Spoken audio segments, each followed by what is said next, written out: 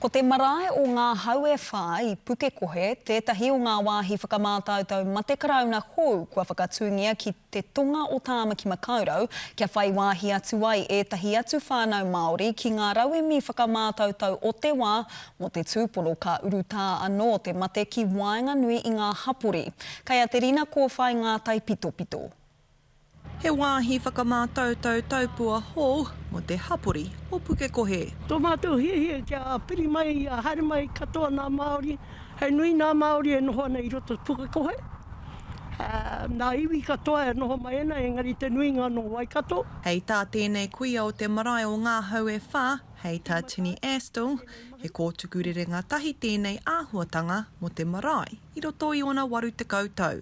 Tai anō ka ki te tēnei āhuatanga mo te tiaki tāngata, te whakamātautau te tinana.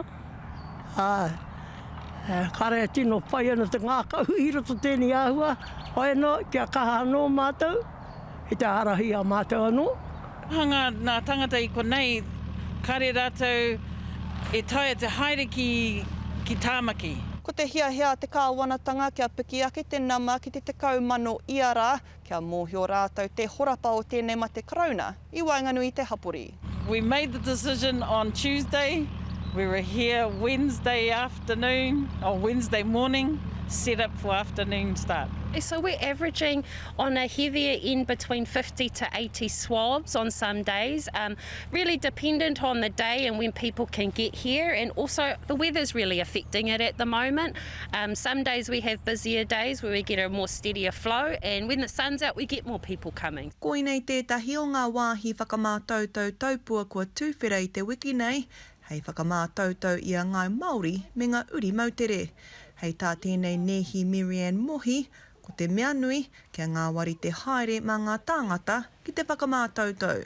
Unity is really anxious at the moment. We're living in a new time, it's something different. But just to reassure everybody to hara mai and come down and get tested, it's better to be safe than sorry. We're a bunch of friendly people and we'll try to take care of you. Kia tūpato mātou, engari kia kaha ki te whakapono, i tō tātou mate nui te rangi. Kei ai ana kōrero katoa, nā awhina mo mātou, te iwi Māori.